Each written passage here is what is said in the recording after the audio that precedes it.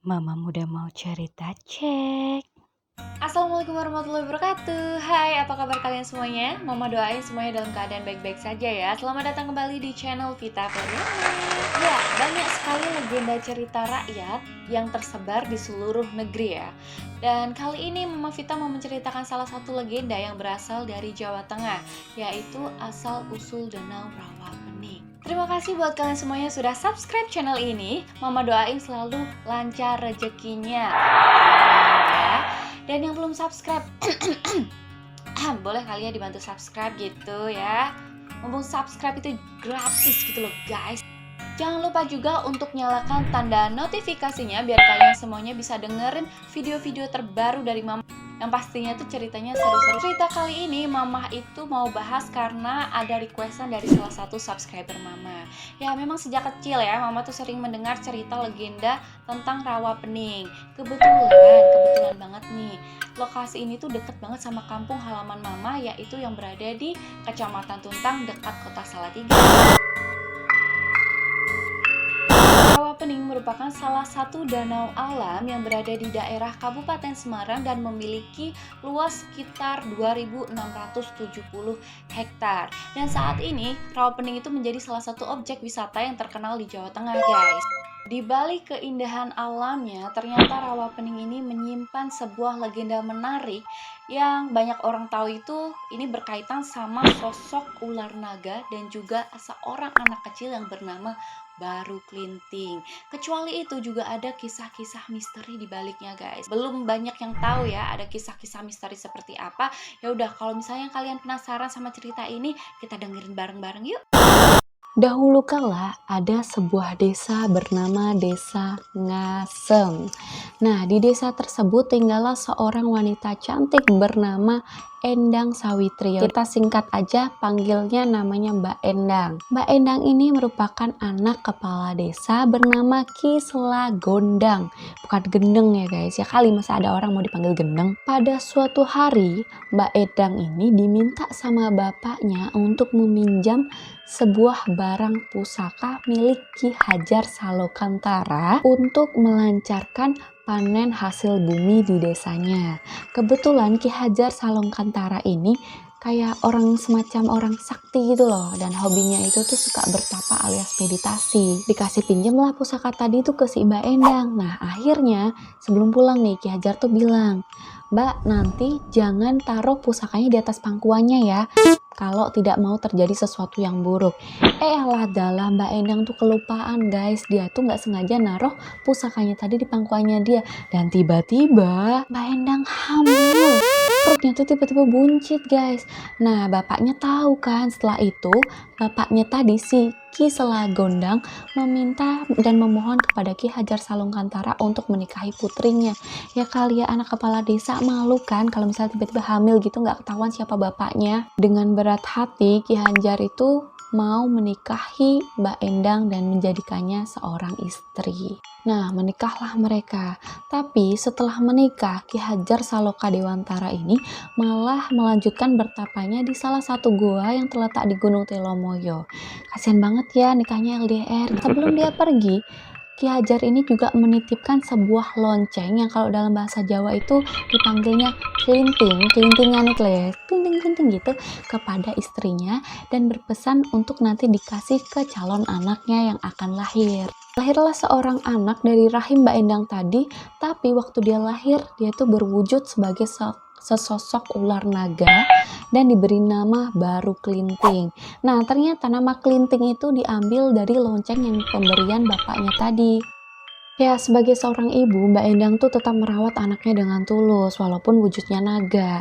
Tapi dia menyembunyikan anaknya itu dari warga biar kayak nggak dicibir gitu loh, kan kasihan ya. Setelah beberapa lama Baru Klinting pun tumbuh menjadi besar, dan pada suatu hari dia bertanya kepada ibunya, bilang gini nih dalam bahasa Jawa ya, Mak, pakku ki neng Tito, aku ki duwe pak rak sih, aku pengen ketemu pakku mak. Le, ojo sedih toli, kowe iki yo isa duwe pak, tapi pakmu ki saiki lagi semedi kae ning jero gua neng Gunung Telomoyo. Ya nak kepengen ketemu pakmu ya kono susulen. Tapi nak wis ketemu pakmu kan njaluk ambek pakmu kon nirakati dirimu kuwi ben wujudmu iki berubah dadi menungso. Ki aja lali gowonen klintingane iki kanggo bukti neng pakmu ben kowe iki dakoni dadi anak. Nah gitulah dia, ibunya tuh bilang ke Baru Klinting. Akhirnya Baru Klinting menyusul bapaknya. Sesampainya di goa, Baru Klinting yang masih berwujud sebagai naga ini akhirnya bertemu dengan bapaknya, si Ki Hajar Salokantara. Nah di situ dia menyatakan kepada bapaknya kalau dia ini anaknya dengan bukti lonceng tadi. Tapi bapaknya ini kurang puas gitu lah. Akhirnya dia menantang Baru Klinting untuk melingkari Gunung Telomoyo dengan badannya. Dan itu pun disanggupi sama Baru Klinting. Barulah di situ bapaknya itu percaya 100% kalau dia itu anaknya dahulu. Sang bapak pun menyuruh Baru Klinting untuk bertapa di hutan agar kutukan naganya tadi tuh terlepas dari dia. Urus sama bapaknya, bertapalah dia di hutan. Lama banget, pokoknya lama bertahun-tahun lah. Suatu hari, ini ada penduduk desa di sekitar gunung yang ingin merayakan hasil panennya dengan mengadakan pesta dan namanya itu sedekah bumi. Mereka pun melakukan bersih-bersih dan juga berburu hewan di hutan. Pas lagi berburu, nih ada salah seorang warga tuh nggak sengaja menancapkan kapaknya di atas kayu ya. Dia sih mikirnya kayu. Ternyata itu tuh daging ular naganya si Baru Klinting tadi. Ya mungkin karena dia tuh kelamaan bertapa, jadi badannya itu sampai mengeras, mengayu gitu loh. Karena mereka mengira itu tuh daging ular raksasa, sama mereka malah dipotong-potong, dibawa pulang, dimasak pula beramai-ramai. Nah akhirnya penduduk itu merayakan sedekah bumi dengan bersorak-sorak. Dan juga makan bareng-bareng gitu. Ya Allah, di saat yang bersamaan ternyata Baru Klinting ini sudah menjelma menjadi seorang anak kecil, bukan menjadi sosok naga lagi. Baru Klinting memohon ke setiap warga untuk memberinya sedikit air dan juga makanan, tapi sama warga malah dicaci. Ya ampun, bau banget sih kamu, minggir deh, diusir guys sama warga. Akhirnya Baru Klinting pun terus berjalan sampai ke ujung desa, sampai dia tuh melihat seorang janda yang sedang menjemur pakaiannya. Dan Baru Klinting pun meminta sedikit makanan kepada janda tersebut. Sama dia malah disambut dengan hangat gitu. Dipersilahkanlah nih Baru Klinting untuk masuk ke rumah jandanya tadi. Setelah Baru Klinting makan dan juga bercerita-cerita nih sama janda tadi, akhirnya tubuhnya dia kan udah bugar lagi ya guys ya. Nah dia tuh berpesan kepada janda tadi bilang gini, "Mbok, nanti tolong siapno lesung ya mbok yo." Bingung kan mboknya ini, emang ono opo le? Wes pokoknya siapno lesung, kui penting kanggo awakmu. Nah gitu aja, suruh menyiapkan perahu. Baru Klinting pun mencoba lagi untuk datang ke desa untuk mengetes warga desanya. Tapi waktu dia mau minta makanan lagi nih ke warga desa, gak cuma diusir, dia tuh malah dicaci, ditendang pula. Jahat sekali ya sifat-sifat warga desanya ini, sombong. Baru Klinting pun akhirnya kesal sama kesombongan warga. Nah akhirnya dia tuh mengambil sebatang lidi dan ditancapkannya ke tanah dan menantang warga untuk mencabut lidi tersebut. Namun gak ada satu orang pun yang berhasil mencabut sebatang lidi tadi yang ditancapkan sama si Baru Klinting. Akhirnya warga pun kesal guys. Dia tuh ngira si Baru Klinting ini tuh jelmaan jin.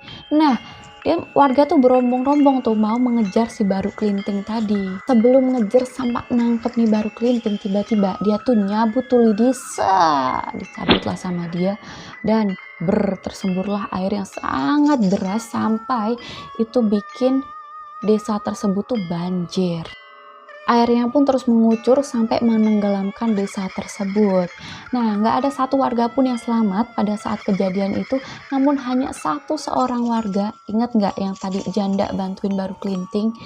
Ya, ingat ya. Nah, karena kebaikan hatinya dan juga Baru Klinting sudah bilang untuk menyiapkan sebuah lesung alias perahu ini, akhirnya hanya ada satu orang yang selamat dari kejadian banjir tersebut. Janda tersebut pun tetap mengayuh perahunya hingga ke tepi dan juga mencari Baru Klinting di mana berada.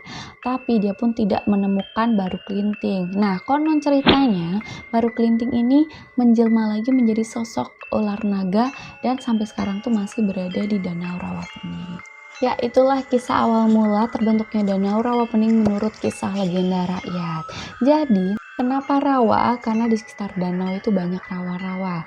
Dan kenapa pening? Karena air di danau tersebut itu tuh jernih, bening gitu lah guys.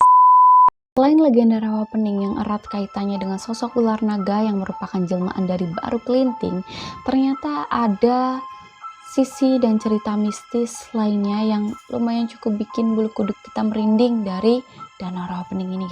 Jadi konon itu tuh sering muncul suara gamelan yang cukup besar dari arah danau dan menandakan terjadinya akan mara bahaya. Nah katanya sih setahun sekali nih ya, menurut warga desa ya, kebetulan kan mama juga asli dari desa deket Rawapening ini. Itu katanya setiap tahun itu dana Rawapening itu minta tumbal guys. Ya Allah, astagfirullahaladzim. Semoga hal ini nggak beneran ya. Namanya juga mitos guys. Tapi mama ini punya pengalaman yang cukup agak dibilang serem sih. Nah, saat sekitar kelas 5 SD, mama nih sempet nih main sama seorang temen ke Danau Rawapening. Tapi karena kita tuh dulu cupu ya, kita tuh nggak berani gitu naik perahu sampai ke tengah. Jadi kita cuma main-main di pinggiran. Nah, pada saat kita mau pulang, karena kan hari udah mau sore ya, kita tuh kepapasan sama 2 orang nih ya, cowok cewek. Kayaknya lagi mau pacaran gitulah. Yang bikin kaget nih, waktu mama udah pulang sampai ke rumah, tiba-tiba tuh mama tuh denger nih ada pengumuman dari masjid, innalillahi wa inna ilaihi Allah berlindung. Percaya nggak percaya ya, tadi yang mama lihat papasan waktu di Rawapening tadi tuh, salah satunya tuh meninggal guys, yang cowok. Dan katanya lagi nih, waktu dia tenggelam ini nih, tenggelam kan, meninggal tenggelam ya, itu waktu dia mau ditolong, dia tuh kayak ada yang narik gitu loh guys, dari bawah. Ya Allah, serem lah. Ada juga nih satu pengalaman dari tetangga mamah di desa. Jadi dia tuh punya anak guys, masih kecil waktu itu, SD lah. Dia pergi bersama temennya ke Rawapening buat mancing. Ya namanya anak kecil ya, mungkin kayak main-main aja. Tapi ya Allah, malang nasibnya, perahunya tuh malah kebalik guys. Hilanglah mereka tuh selama 3 hari 2 malam. Panik lah nih keluarga mereka nih, sampai orang tuanya itu mengira kalau anaknya itu udah gak ada alias meninggal gitu guys. Tahu sendiri kan tadi konon ya mitosnya kan danau ini tuh suka ngambil tumbal. Nah di hari ketiga akhirnya tuh mereka ditemukan oleh seorang nelayan yang kebetulan lagi mencari ikan guys. Waktu ditemukan kondisi mereka tuh bener-bener udah pucat, lesu gitulah, lunglai, dan mereka tuh kayak tersangkut di eceng gondok, kayak nempel gitu, gimana ya kebayangnya, nyangkut gitu guys di eceng gondok. Nah saat dibawa pulang mereka nih masih linglung gitu loh guys. Akhirnya mereka tuh makan tuh ya, setelah makan barulah mereka tuh baru bisa bercerita. Ternyata selama 3 hari tadi mereka tuh makan ikan mentah, dan kayak setiap malam nih ya, setiap malam itu kayak ada yang ngebisikin mereka, kayak manggil-manggil namanya, dan kayak yo nang melu aku nang, ya Allah, aduh merinding lagi kan gue. Terlepas dari cerita mistis dan juga mitos-mitos mengenai Danau Rawapening ini, semoga kita semua bisa mendapatkan pelajaran dari legenda rakyat yang sudah dibuat oleh leluhur untuk kita semuanya. Ya, sekian cerita mama kali ini tentang legenda dan juga cerita mistis tentang Rawapening. Semoga kalian suka dengan video ini. Kalau kalian suka jangan lupa like, dan juga komen serta share ke sosial media kalian. Jangan lupa juga untuk subscribe channel ini yang belum subscribe ya. Dan mama mau minta maaf kalau misalnya ada salah-salah kata ataupun salah-salah informasi. Udah gitu aja, sampai jumpa di video-video mama selanjutnya. Dadah, wassalamualaikum.